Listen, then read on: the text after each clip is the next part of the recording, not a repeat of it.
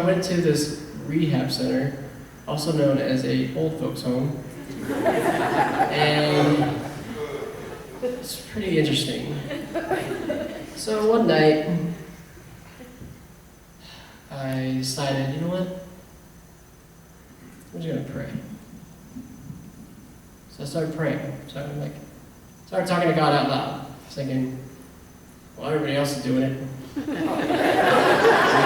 guess I can say something out loud too. So I started praying. I said, God, thank you so much for the trials, for the pain. Thank you that you're here. Thank you you brought me this far. And I just, for like 15 minutes, just thanking God. Thank you. Thank you. Thank you for answering when I called. Thank you so much for the trials that you brought through my life, that I can stand here today and proclaim your name and say there is a God who is alive. He does do miracles. He does have the power to change your life. Thank you for changing mine. And I said, God, I don't still understand why everything has happened. But if I had to do it again, for the cost of the lost people that need Jesus, not my will, because I wouldn't want to do it again.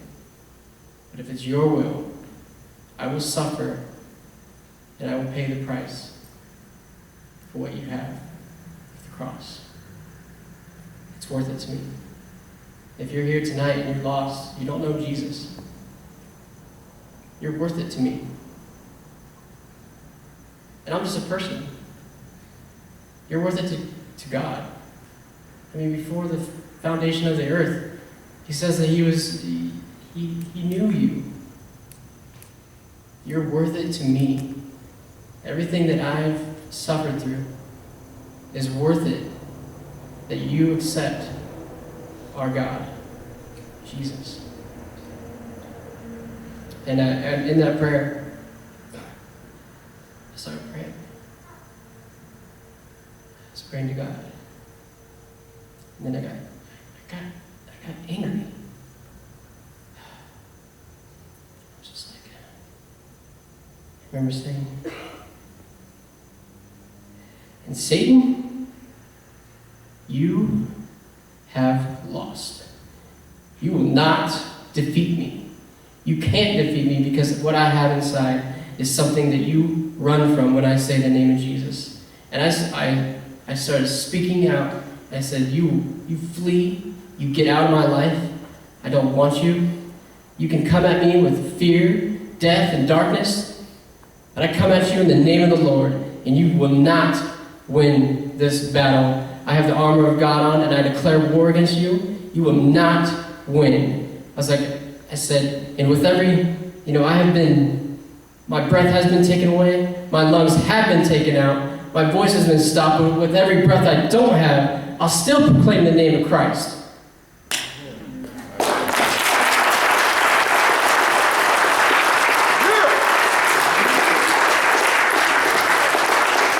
Leave now. And I felt really good after that.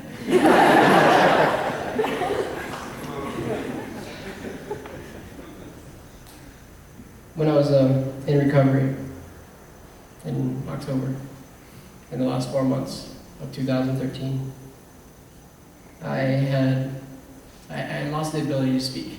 I couldn't talk. I had to learn how to walk again. And the reason why I couldn't talk is because I had a breathing tube in my throat. It was blocking my vocal cord. And I would ask the nurse, I would motion to a nurse, I went like this. And they'd come over, yeah. And I asked 5 different nurses if they could pray for me. And I just mouthed it.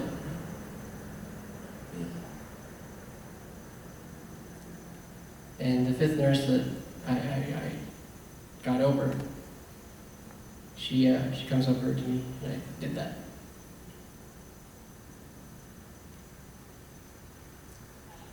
She's like, "Do you want me to pray for you?" She says, "Okay." She takes a knee, she gets on her knee, she grabs my hand next to my bed. She says, what religion are you?" And the first thing I remember saying, with my own lips and my own voice, when she said that, I smiled. I said, "Just me and Jesus." She said, "Okay." She prayed for me. So I want to know tonight, as the band comes back up, we're going to close this out. Is it just you and Jesus? Have you made that choice? Have you,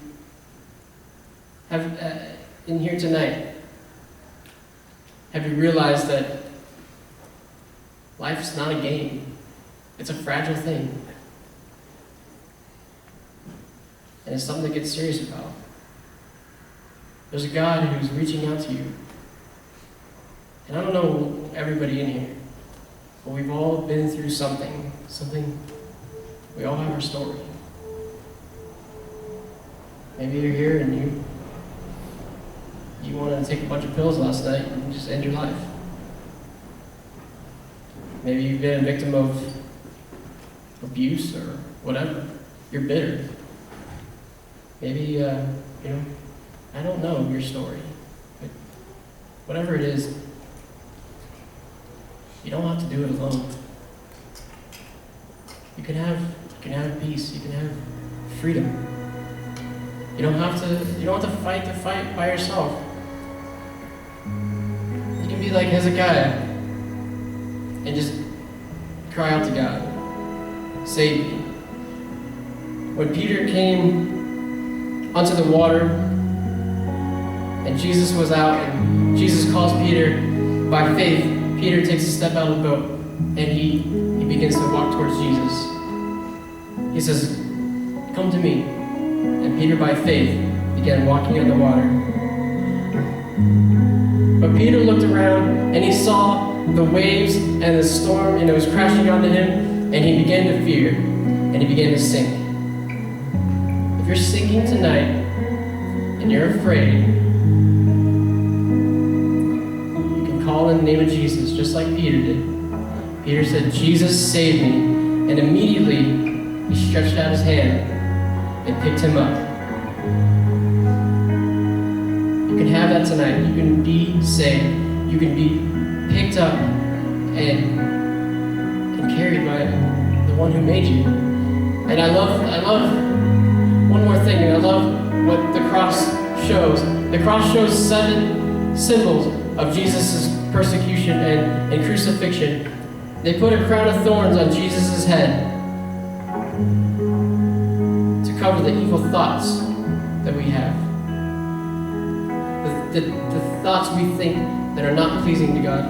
They pierced his hands so we don't have to work to get to heaven. It's a gift that he gave us. His back, it was whipped and it was beaten. For when we have our back against the wall, he's already got it covered. His feet were nailed. For when we say, "I'm done, I give up. I don't want anything to do with you, God," and we walk away from him, the feet that were pierced was the grace of you coming back and saying, "God, give me one more chance. I want to live." He covered those things, and his side was pierced for all of the sin, the bitterness, whatever you have living inside you. You can be free. You can be free from stuff. You don't need the drugs, the alcohol, the sex, whatever you're struggling with. I mean, everybody's sick, and I thought my sickness was no big deal. When I went to San Diego, I had a little stomachache, a little bit of sickness. a little bit of sickness ended me in the hospital begging for my life. It's time to get serious about your lives. Your little fun on the weekend can turn into something drastic, and if you think it's not going to happen to you, okay. I didn't think anything was going to happen to me. And I'm here, alive, to tell you, just give it all. Just give it all. Throw your white flag up. Surrender. You're not alone. God bless you guys.